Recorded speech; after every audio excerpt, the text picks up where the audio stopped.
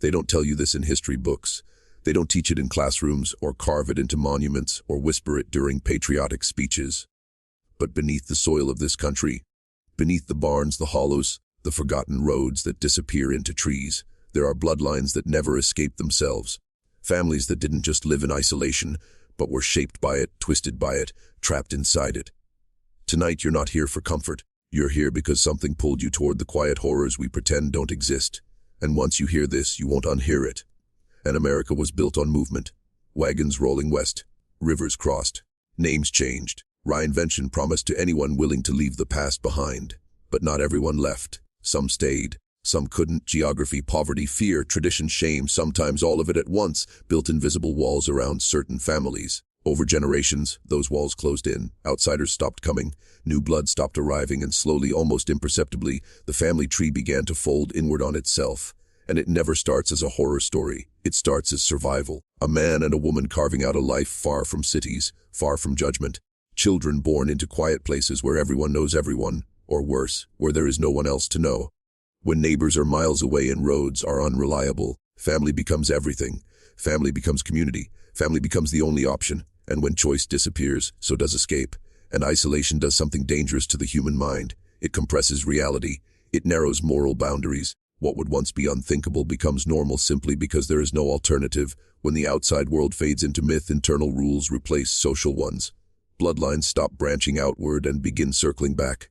Cousins marry cousins, lines blur, generations overlap in ways that feel wrong even to describe, yet felt inevitable to those living inside them. And the cost of that isolation is not abstract, it shows up in bodies, in minds, in lives quietly unraveling behind closed doors. Children born with limitations they cannot explain, adults trapped in dependency, confusion, and silence. Doctors rarely visit, schools are distant. Questions go unasked because answers might destroy what little stability exists. And so the cycle continues, not because anyone planned it, but because no one stopped it. And what makes these stories unsettling isn't just the biology, it's the silence that surrounds it. Local authorities look away. Outsiders sense something is wrong but don't intervene. There's an unspoken agreement in some rural corners of America. You don't interfere with family matters, no matter how dark they are, especially when those families are already marked by poverty and neglect.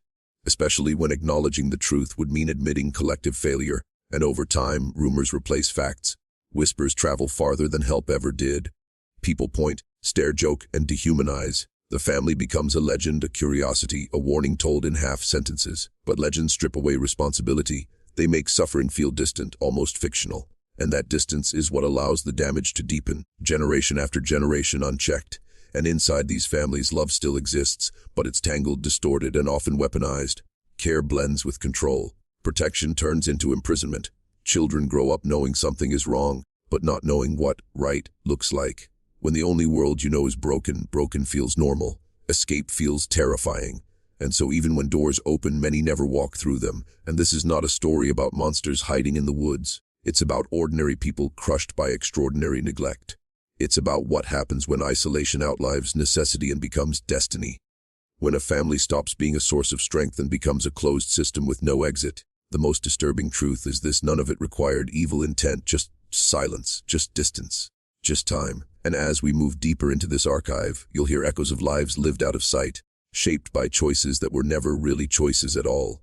And the question you'll keep returning to, whether you want to or not, is simple and unbearable. At what point does isolation stop protecting a family and start destroying it from the inside?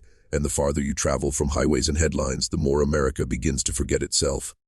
Towns thin out, mailboxes disappear, roads turn to gravel, then to dirt, then to memory. And in places like these, isolation isn't just a condition, it's an inheritance, passed down quietly like an old injury no one talks about, but everyone feels. And in these pockets of the country, time moves differently. Decades overlap. The past never quite releases its grip. Family names repeat until they lose meaning, until they become less about identity and more about confinement. Children grow up hearing the same stories, seeing the same faces, living inside the same routines their grandparents once did. Change becomes suspicious. Outsiders become threats, and survival becomes an excuse for everything that follows. And what no one warns you about is how quickly isolation reshapes reality. Without contrast, without exposure to other ways of living, the boundaries of acceptable behavior slowly erode. Not overnight, not dramatically, but inch by inch. A line crossed here, a rule bent there, each compromise justified by necessity. by loneliness, by fear of the outside world that feels vast, hostile, and unforgiving. And when family becomes the only social structure, it absorbs roles it was never meant to hold.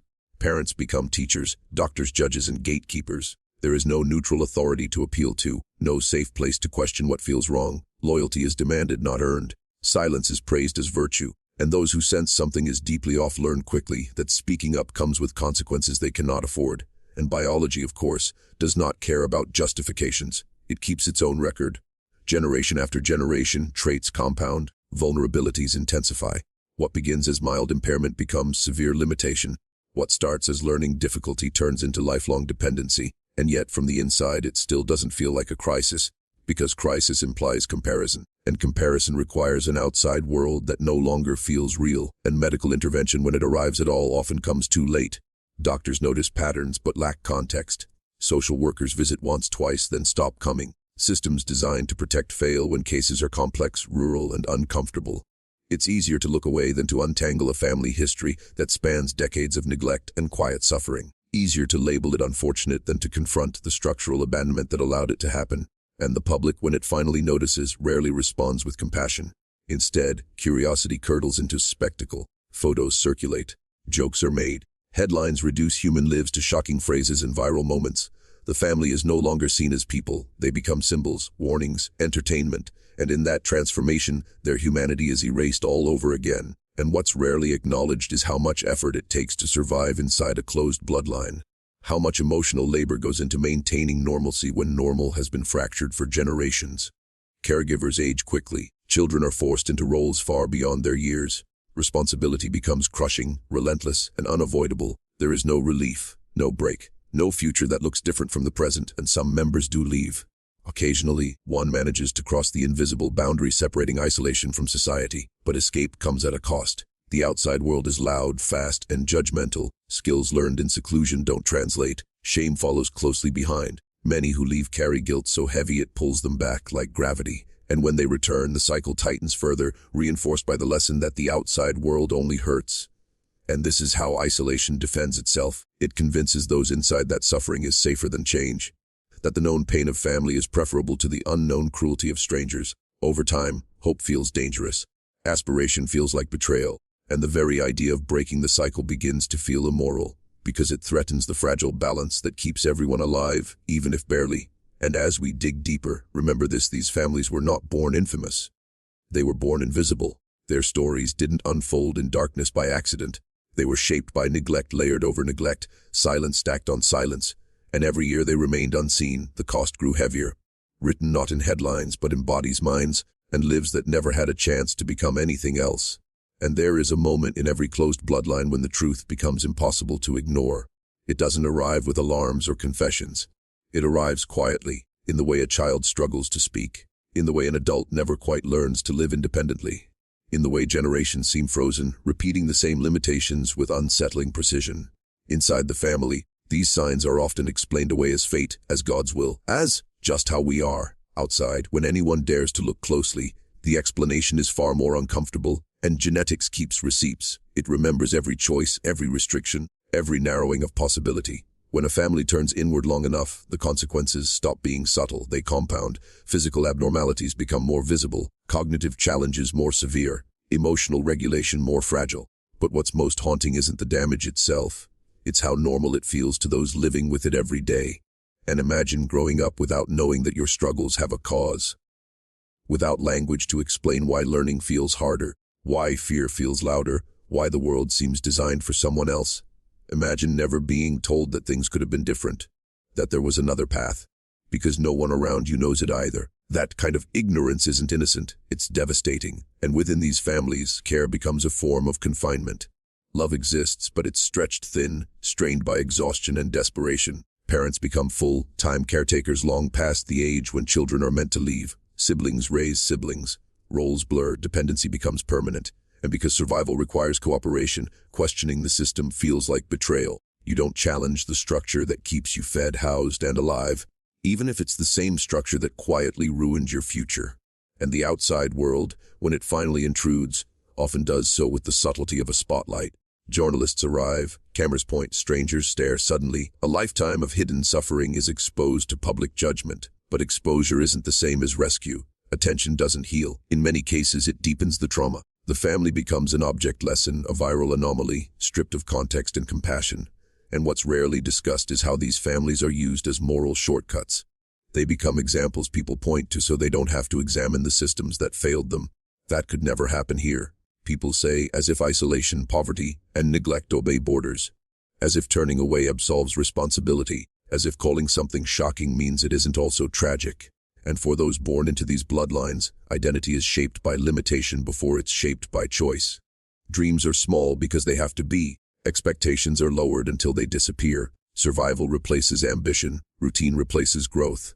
And when someone does feel the pull of something more, they often lack the tools to pursue it. Hope without support becomes another source of pain. And there is also the weight of shame, learned early, reinforced constantly. Shame about being different, about being stared at, about being talked about. Over time, that shame turns inward, becoming self-blame. People begin to believe they deserve their circumstances, that they are the problem, that the world is right to look away. And so the cycle persists, not because anyone wants it to, but because breaking it requires intervention that is consistent, compassionate, and sustained. Not a visit, not a headline, not a moment of outrage. It requires systems willing to stay long after the cameras leave, willing to invest in lives that don't offer neat success stories. And what makes these stories truly unsettling is how easily they could repeat. Isolation still exists.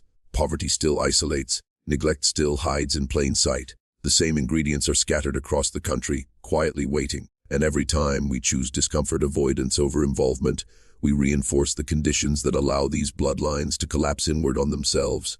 And as we continue, the question becomes less about how this happened, and more about why it was allowed to continue for so long.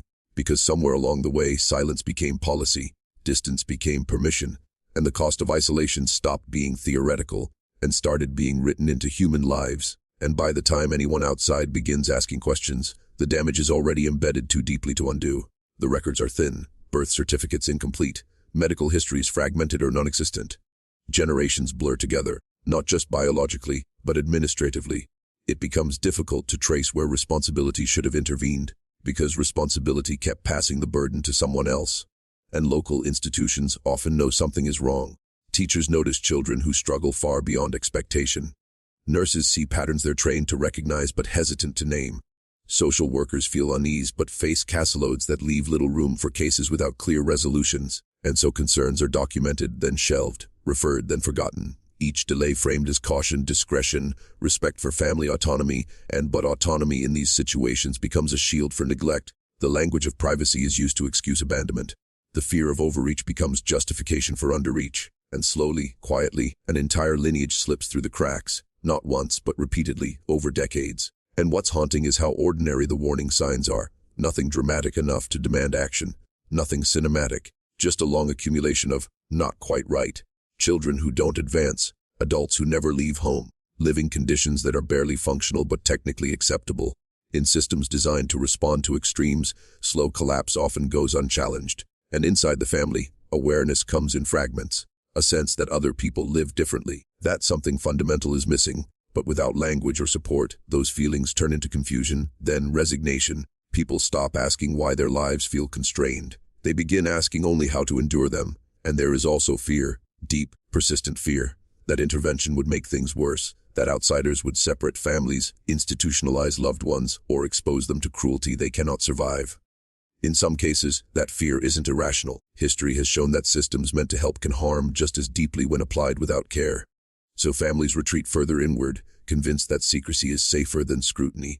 And this is where isolation becomes self-reinforcing. The more damaged the family becomes, the more terrifying exposure feels. And the more terrifying exposure feels, the more damage goes unseen. It's a closed loop that doesn't require malice to function, only exhaustion and fear. And when the public eventually learns fragments of these stories, they often react with disbelief. How could this happen here? But the truth is simpler and more uncomfortable. It happened because no single moment demanded action, because every decision to look away felt small, because systems are better at responding to crisis than to quiet generational decay. And there's a temptation to reduce these families to cautionary tales, to point at them as aberrations, but that framing misses the deeper truth. These are not stories of exception, they are stories of accumulation, of neglect layered so thick it becomes invisible, of responsibility diffused until it disappears entirely. And then there's the final cruelty. When attention finally arrives, it often arrives too late to restore anything resembling choice. Adults who might have lived independently cannot. Children who might have thrived never had the chance. Intervention, when it comes, focuses on containment rather than healing, on managing outcomes rather than changing trajectories. And for those inside these bloodlines, the future is often a narrowing corridor. Options close off early. Decisions are made by necessity, not desire.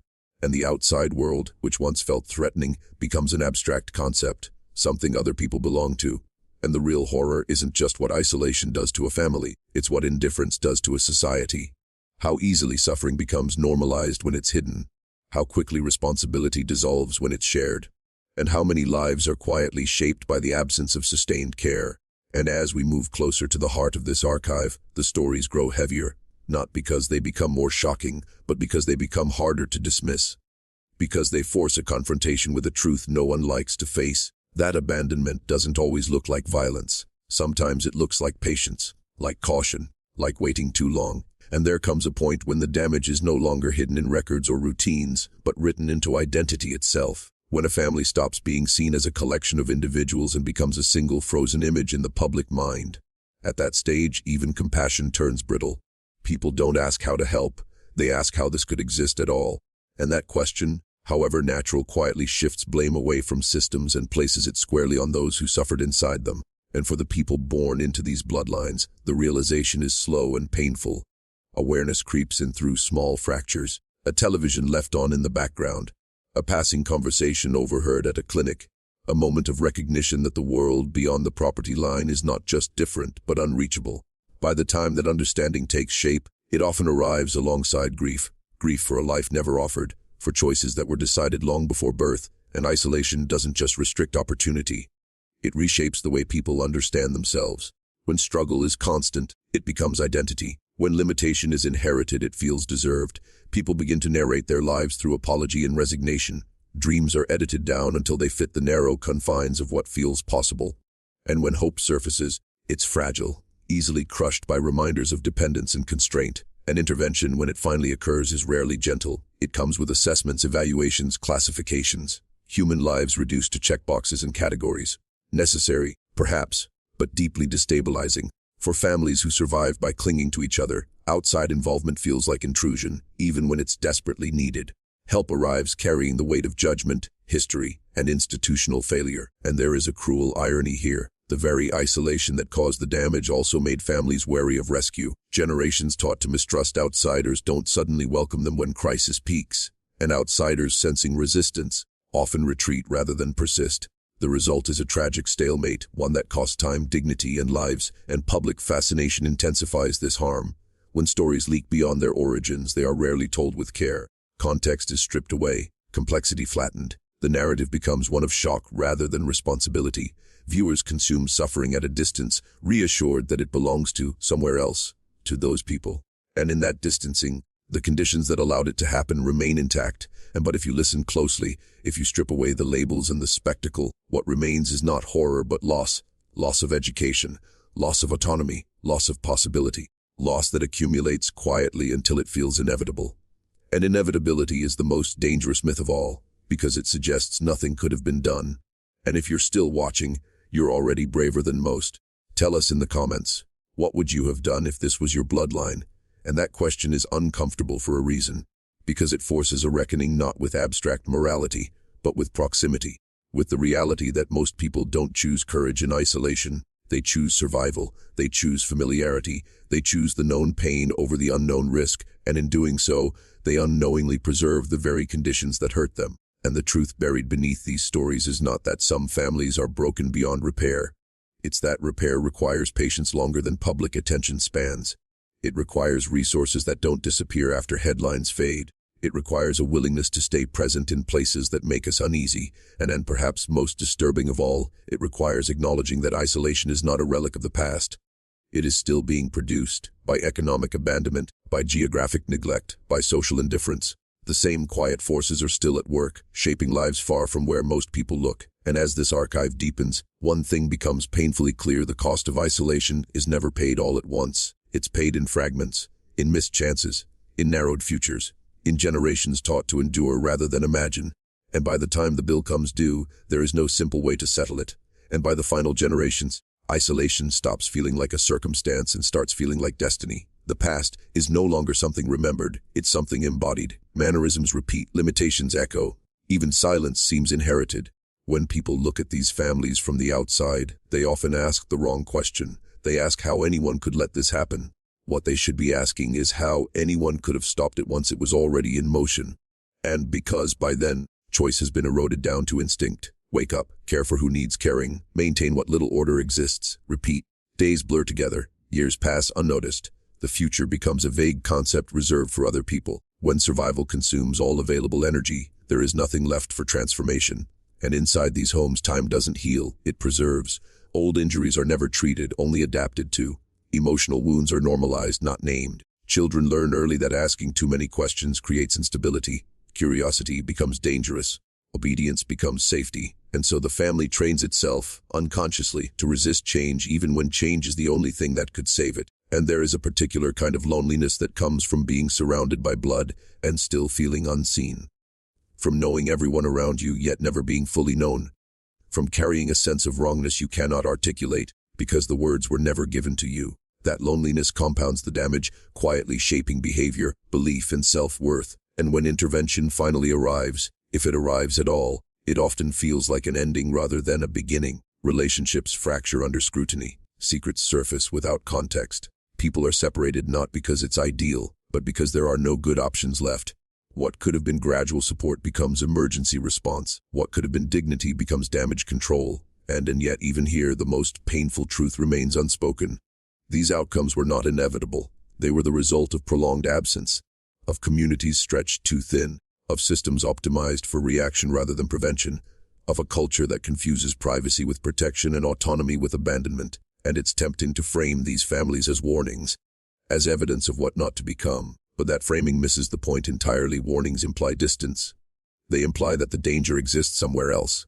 The reality is far more uncomfortable. The same conditions exist wherever isolation meets neglect, wherever help is conditional, wherever patience runs out before healing begins, and what lingers after the stories fade is a question that doesn't have an easy answer. How many chances does a society have to intervene before silence becomes complicity? How many generations must suffer quietly before attention feels like accountability rather than spectacle? And the people inside these bloodlines rarely see themselves as victims. They see themselves as survivors.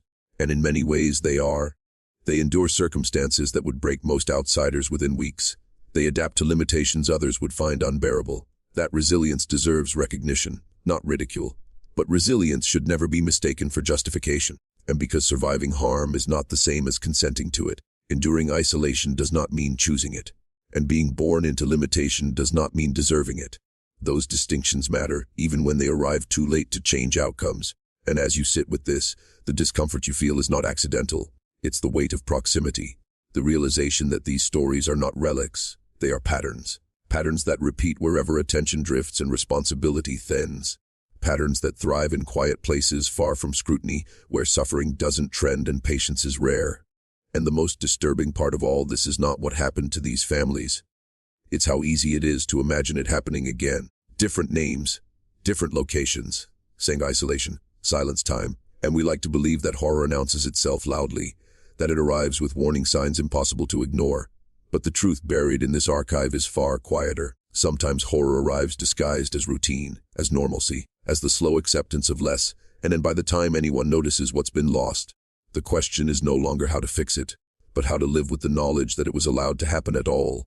And in the end, what remains is not a single family, or a single place, or even a single tragedy. What remains is a pattern etched into the margins of American history, a pattern that survives precisely because it is uncomfortable to acknowledge. Isolation doesn't announce itself as danger. It presents as privacy, as tradition, as independence, and by the time its cost becomes visible, the damage has already been carried across generations. And these bloodlines do not collapse all at once. They narrow slowly, quietly. Possibility after possibility closes until life becomes maintenance instead of growth. And from the inside, this narrowing feels natural, invisible.